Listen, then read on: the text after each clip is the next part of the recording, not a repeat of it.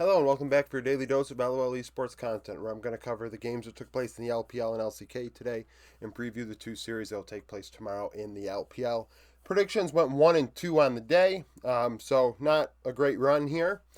First, we had we'll go with this. So LPL first, top Esports FPX. FPX would win 2-1. Jalahu 5-3 and 14. That's a ugly KDA, but yet led in DPM for FPX in the series, 28%.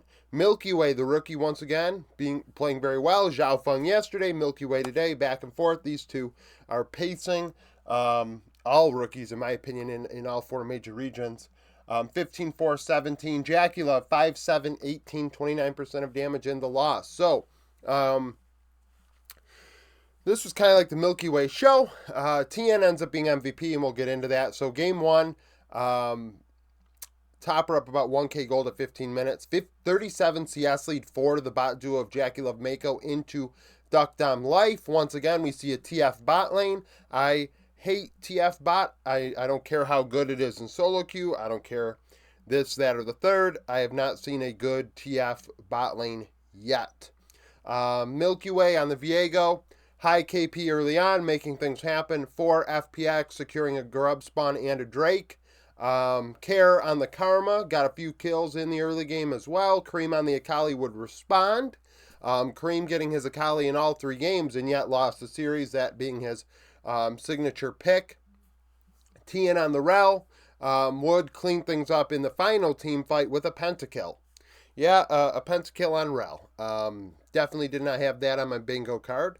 I'm sure it's happened in solo queue, but this is not solo queue. And the fact of the matter is, when a facilitator like that gets a pentakill, it's pretty damn silly. It wasn't as gifted as we've seen other pentas, which is nice because I hate when the team will hand over the penta. I think that's just a shame and kind of not even all that authentic. But top win game one, and like I've always said, if a player gets a penta, they're an MVP for me, so TN gets it.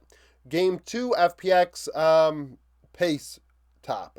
They blew them out. So before 11 minutes, they took the first turret and were up 3.5k gold, 31 CS lead for Jalahu into 369. 12 CS lead in the jungle for Milky Way. It was clear that Top Esports wanted to get Cream ahead. They went mid lane 3 times, and in doing so, gave up both Grub spawns, a Drake, and bot and top prio. Life on the Nautilus, very good hooks in this game, getting the team ahead. His engages were on point.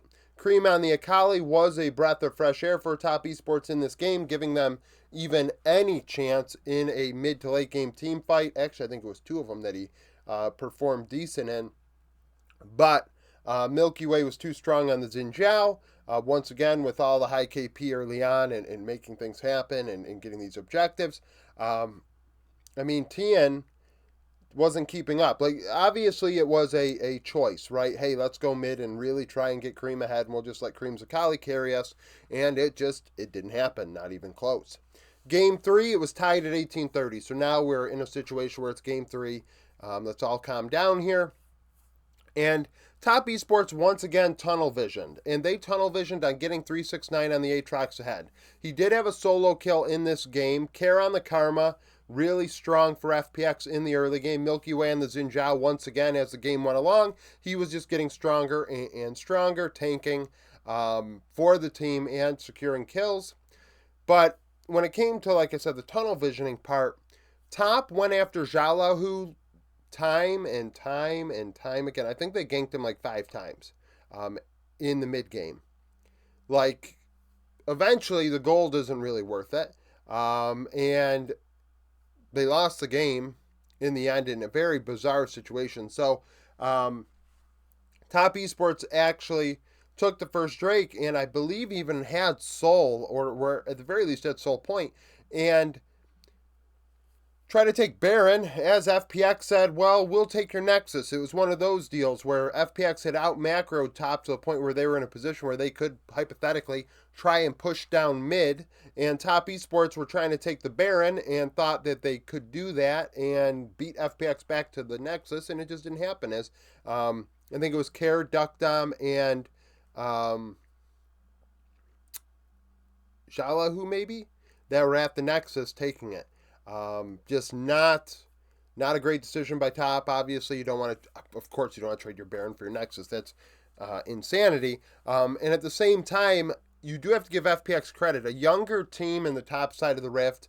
I don't know if Life is shot calling for them or Duckdom or whatever, because those are the two veterans. But if they're not, and a younger player made that call, I think that's very impressive that they out macro Top, who have world champions and high tier players on their squad.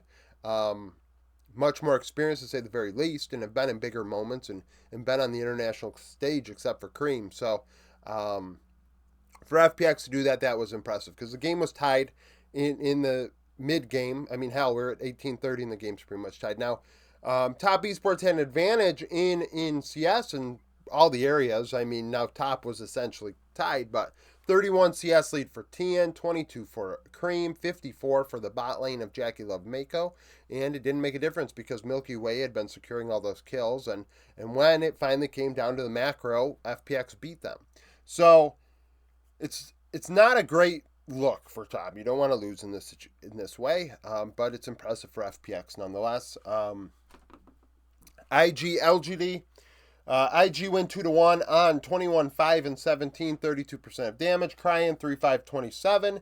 Xiaoye 15, 6, and 13, 31% of damage in the loss. So game 1 goes to LGD. Tied at the end of laning phase at 18 minutes. 37 CS lead for Birdall into YSKM. And they played this matchup all 3 games, where Birdall took the Gnar and YSKM took the K'Sante. 19 CS lead for Lan in the jungle. 16 CS lead for Cryan in mid. Lan on the Nocturne. High KP early on. He found opportunities to utilize his ulti. Took a couple Drakes. Now LGD did take a couple Grub spawns to offset that. Jin Zhao on the Nautilus. Very good engages. Cryan on the Nico, teaming up with Lan as the game went along. Ultiing obviously on top, one on top of the other, and chaining that together to really create quite a lot of havoc. Xiaoyi on the Xayah. Very good in team fights. Navigated those team fights very well. Birdall had some decent engages on the Gnar, and then also had some engages that he'd like to have back. And frankly, that was all series long for Birdall. On the Varus, showed glimpses of what would end up happening later on in the series when he kind of took over. But in game 1 on the Varus, he did keep them in it when things started to get out of hand. Game 2 tied at 15 minutes. 17 CS lead for Birdall again. LGD took all the Grub spawns, but it didn't really make a difference because Wink on the Nautilus in the 2v2 got a kill, so he and on the Tristana ahead of Xiaoyi Jin Zhao. YSKM on the K'Sante, very... he was very, I guess, on point is the way I would describe it. In team fights, there was a key team fight in the mid game where he ultied Xiaoyi, took him out of the fight, killed him, and that secured them the objective, and that turned the game for IG. And he also had that happen again later on. It wasn't a solo kill, but he was able to pin Xiaoyi in a team fight, and actually, obviously, if you take the AD carry out, that's going to really help your chances. On in the Tristana in the final team fights, bombs were where they needed to be placed. Got kills, dealt damage. I mean, buster shots, things of that nature. On was strong. As the game went along, Tristana got fed. And LGD really didn't have an answer because YSKM was doing so well. So you could argue maybe YSKM be MVP for Game 2. Game 3, though, on the Draven. They had a 2v2 kill early in the bot duo, so they ended up with a 31 CS lead. 4.2k gold lead at 19:15. Now, that's a very long laning phase. So 4k isn't as oppressive, but it is still clearly in the hands of IG. 39 CS lead for Lan, who was on a Graves. LGD Meteor was on a Viego and said, hey, you can take everything. So they had both Grub spawns, Rift Herald, and 2 Drakes. Now, LGD did take a Drake themselves, but at the same time, you are now behind the 8 ball. On has a 2v2 kill on Draven, so he's sped, and then he solo kills Xiaoyi later on in the laning phase, and he just was killing everybody in team fights, and it just didn't really make a difference what LGD did after that. It was a very anticlimactic game. The final team fight was like, oh, is that really game? And it was. So LGD go out with a whimper, and On looked very, very solid. LCK, Breon, KDF, they were supposed to play yesterday. Normally, LCK does not play on Mondays, but due to internet issues, they pushed this one back a day. They had played earlier in the week, and Breon won that one. I thought KDF would respond and make adjustments. They still lost 2-1. Envy, 16, 12, 28, 30% of damage. Morgan, 13, 5, 20. Bull, 16, 12, 32, 16, 12, 17, 32% of damage and loss. Game 1 was the Envy show on Kaisa, so 1.1k gold lead at 17 minutes for Breon. And I do want to say in all 3 games, the CS diffies favored KDF on the side lanes and jungle and mid for Breon. So in game 1 at 17 minutes, 18 CS lead for Karas, who did very well in the Bulldog throughout this series. On the Azir into Asol. So game 1, Envy. Couple 2v2 kills on Kaisa. I think he even had a solo in there. Takes 2 Drakes early game. Both 2 Grub spawns to 1 against KDF. So Gideon also ahead of Cuz. And as the game went along, Karas was just kind of a big difference maker on the Azir. Gideon had decent engages. And Envy also. He's just flying in there, ulting, and really KDF were like, oh, and they're off the rift that quickly. Game 2, close at the end of laning phase, 15-30, 700 CS, 700 gold lead for KDF, 19 CS lead for Bull on the Misfortune alongside Andal. I will say Andal really struggled in this series. I would like to see Quantum back in the lineup, but nevertheless on the Misfortune, Bull was excellent. Well-timed ultis in team fights. Did well in the laning phase, like I said. Bulldog on the Asol. Raining down ultis as the game went along, and obviously the longer the game goes, the more oppressing that will be. And Breon really just had nothing for it. It's to be expected, right? Breon are not a team that really does well in coming back, per se. Game 3 at 16:30, 1k gold lead for KDF. Gideon up 17 CS and outpacing Cuz once again. So both Drakes, a Grub spawn, and Cuz has nothing to really show for it to match. Karas on the Azir getting gold in the early game and getting kills. Bull responds on the Ezreal. Bulldog on the Asol, also strong in the mid game. However, Morgan on the Aatrox, this was an 11 kill game for him.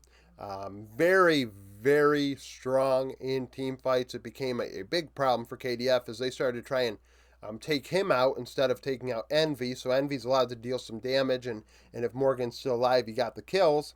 Palu on the Rakan, very nice engage in the final team fight to win it. He had decent engages throughout the series. There were also ones that were like, oh, you are a rookie. And that was a rookie engage that resulted in your death. So, all in all, Palu comes out in the positive. But, it's something that Breon were able to beat KDF twice in 1 week.